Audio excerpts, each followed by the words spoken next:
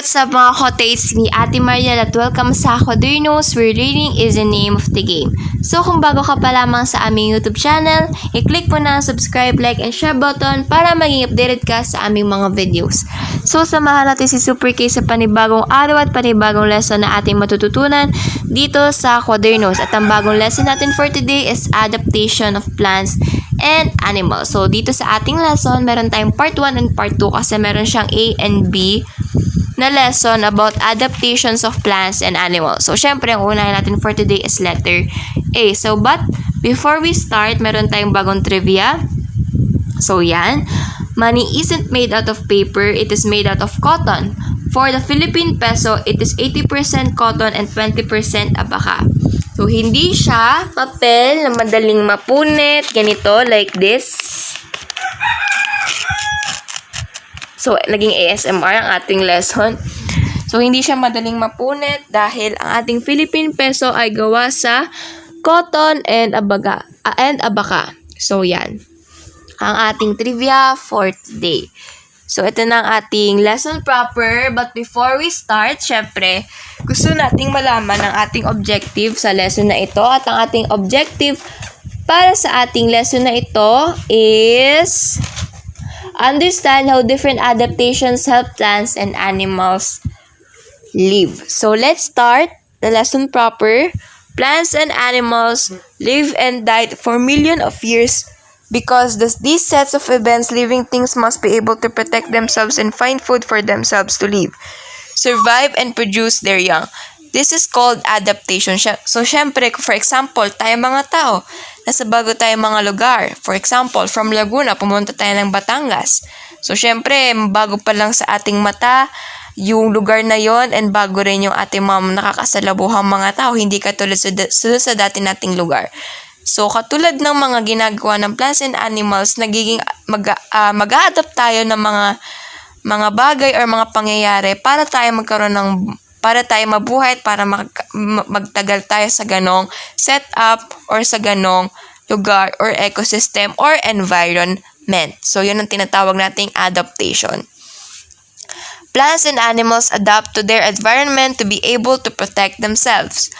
So, example, all crocodiles have nostrils and eyes that extend above the other parts of their body. So, di ba mostly ang crocodile nakakatakot siya kasi nga pwede siya makapangagat kapag hindi tayo nag-ingat sa mga ginagawa natin. For example, nasa zoo tayo.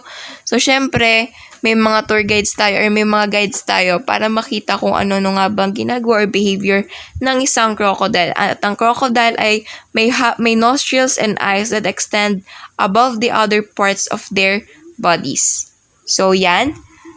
These parts help them breathe and see their enemies and prey, while most parts of their bodies are underwater. So, yan, scanned picture siya ng ating crocodile. But, you can see naman yung kanyang itsura. So, merong alligator, may crocodile, and meron silang mga parts na makaka-help silang makahinga and mabuhay para makita din ang kanilang mga enemies and prey.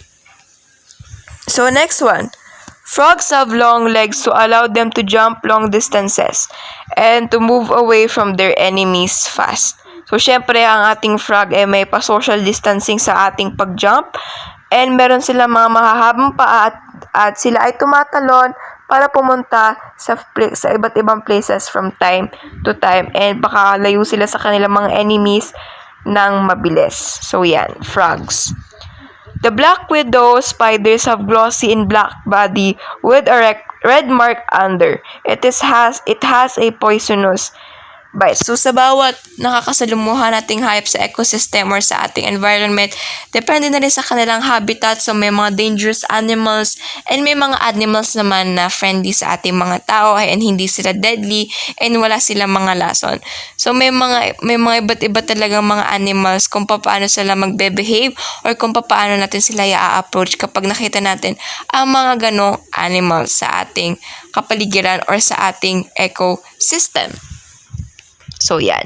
The shell of a turtle or carapace is unique. It is made out of flat bones that cover their backs. The carapace provides protection to turtles but prevents them from moving fast. So yon ang tunay dahilan kung bakit medyo mabagal ang pagkilos ng ating mga ninja turtles. So yan, meron silang mga shell and pwede din sila magtago kapag medyo nagugulat sila or may nakikita silang mga enemies or may nakikita silang mga threats sa kanilang paligid. So na yung carapace na yon ay nagiging protection sa kanilang mga sarili or sa kanilang katawan. The penguins are flightless bird or they cannot fly. Pero para silang yung sa happy feet, yung meron silang mga parang wings pero hindi sila nakakalipad. Their wings and feet are used for swimming and their bodies are filled with the thick layers of fat to keep them warm from ice or snow. So, di ba mostly nakikita natin sa Happy Feet, sa mga penguin movies. So, nandun sila sa may mga snow and something like that and hindi sila nakakalipad. They are flightless birds. And their wings and feet are used for swimming and their bodies filled with thick layers para makatagal sila sa lamig ng ice or the snow.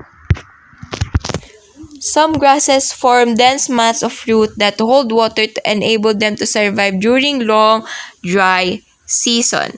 So, may mga kahoy tayo na pwede sa tubig, meron namang pwede sa lupa, at pwede silang diligan. So, yan, may mga grasses tayo. So, yan. Some grasses form dense mats of fruit that hold water to enable them to survive the long, dry season. So, medyo nabubulol na po ako. Sa pagsasalita. So, sunod-sunod po ang mga videos na aking ginagawa. But yan, ang ginagawa ng grasses to survive them for a long, dry season. So, leaves and branches of conifers, pine trees, cedars, etc. are soft and bendable. So, pag sinabi natin conifers so correct me if I am wrong sa aking pronunciation, like pine trees, cedars, and etc. are soft and bendable. So, before we end this video, so medyo konting review lang. So, yan. This set of events, living things must be able to protect themselves and find food for them to live, survive, and produce their young. This is called adaptation. So, syempre, plants and animals adapt their environment to be able to protect themselves. So, mga crocodiles, na example, frogs, black widows, turtles, penguins, mga grasses, pine trees, mga cedars, and etc. So, nalaman na natin yung ating objective for today, kung ano-ano nga ba yung mga ginagawa ng plants and animals in order them to live and to adapt from a certain ecosystem and from a certain environment na pwede silang tumira and mabuhay. So, thank you, have a great day, and God bless. Please, leave a comment down below. Click the thumbs up button if you like this video and mag-suggest kayo, and kung may mga clarifications kayo about this video, please comment down below. So, pwede namin i-correct or pwede namin linawin for you and para hindi na tayo mahirapan. Thank you, have a great day, and God bless. See you in my next video. Bye-bye!